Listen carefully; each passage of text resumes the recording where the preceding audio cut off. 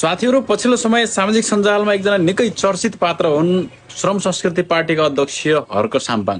हर्क साम्पाङले लगभग दिनमा 30-40 वटा स्टाटस लेखेकै हुन्छन्। सरकारको विरोधमा होस् अथवा अरू विभिन्न कुराहरूमा, धेरै जसो सरकारको विरोधमै हुन्छन्।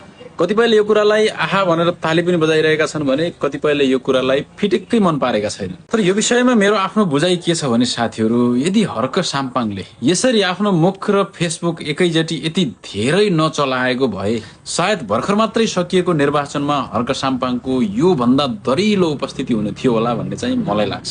अब मैले यो भन्दै गर्दाखेरिमा हर्क साम्पाङको विरोध गर्यो यसले भन्नु होला तपाईले।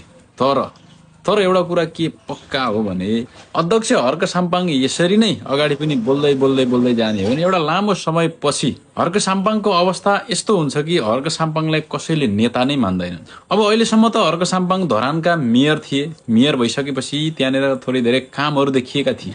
उनले बसालेको श्रम संस्कृति थियो अथवा दैनिक जसो उनले त्यहाँ केही न केही श्रमहरू गरिराख्थे अथवा केही न केही काम देखिन्थ्यो आम जनतामा। हर्क साम्पाङ धेरै बोले पनि यो मान्छेले चाहिँ काम गरिराखेको छ है यहाँनिर भनेर कामहरू देखिरहेको थियो। तर अब मेयरबाट बाहिर निस्किसके पछाडि र संसदको एउटा चाहिँ सांसद भइसके पछाडि, प्रतिनिधि सभाको सांसद भइसके पछाडि अब खासै त्यस्तो काम त हुँदैन। अब त्यो काम चाहिँ नहुने यसरी पतर हरेक दिन चाहिँ 30 वटा 40 वटा स्टाटस लेखेर बोलिराख्ने र त्यही माथि फेरि यतातिर बालन सरकारले राम्रो काम गरिदिँदै जाने हो भने मेयर हर्क साम्पाङ त्यसै हराएर जान्छ।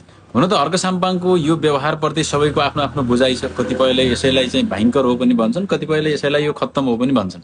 तर यतिको नेता भइसके पछाडि अथवा भनौँ एउटा प्रतिनिधि सभाको सांसद भइसके पछाडि, एउटा जनताको जनप्रतिनिधि भइसके पछाडि खानेर अलिकति के बोल्ने भन्ने कुरा चाहिँ ख्याल गर्नै पर्छ है हर्क साम्पाङ। जब नेपालको राजनीतिमा रवि बालेन एक भए, त्यो रवि बालेन एक भएको खण्डमा हर्क साम्पाङले जुन किसिमको व्यवहार त्यहाँनिर देखाए अथवा सामाजिक सञ्जालमा जुन किसिमबाट उनी चाहिँ एकदम अनवरत रूपमा अनावश्यक उपस्थिति देखाइरहे, यदि त्यसो नगरेको भए हर्क साम्पाङको अहिले 7 सिट होइन कमसेकम 20, 22, 25 सिटसम्म हुन्थ्यो जस्तो चाहिँ मलाई लाग्छ। तर उनी यति बोले कि मेरै सर्कलका कतिपय धेरै साथीहरूले भने कि हर्क साम्पाङलाई भोट हाल्ने मन त थियो, समानुपातिकमै भए पनि यहाँबाट उम्मेदवार नउठाए पनि समानुपातिकमा एउटा भोट चाहिँ दिने मन थियो। तर पछिल्लो समय उनको यो बोली, उनको यो व्यवहार, यो सबले गर्दाखेरिमा दिन मन लागेन भनेर कतिपय हाम्रै सर्कलका साथीहरूले धेरैले भनेको चाहिँ मैले सुने। अब यो यहाँनिर मात्रै भएको होइन, यो देशैभर यस्तो भएको थियो। त्यसो त केही लाख भोट हर्क साम्पाङको चाहिँ यही कारणले पनि काटिएको थियो गएको चुनावमा। अब यसरी फेरि बोल्दै जाने हो भने एउटा 2/3 शक्तिशाली सरकार छ, त्यो सरकारसँग मिलेर अथवा त्यो सरकारलाई सहयोग गरेर विरोध गर्नुपर्ने ठाउँमा विरोध गर्ने, समर्थन गर्नुपर्ने ठाउँमा समर्थन गरेर त्यसरी अगाडि बढ्ने हो भने कमसेकम आम जनताले हेर्ने दृष्टिकोण फरक हुन्छ। अहिले आम जनताले के सोचिरहेका छन् भने हामीले यसरी मत दिएको सरकारलाई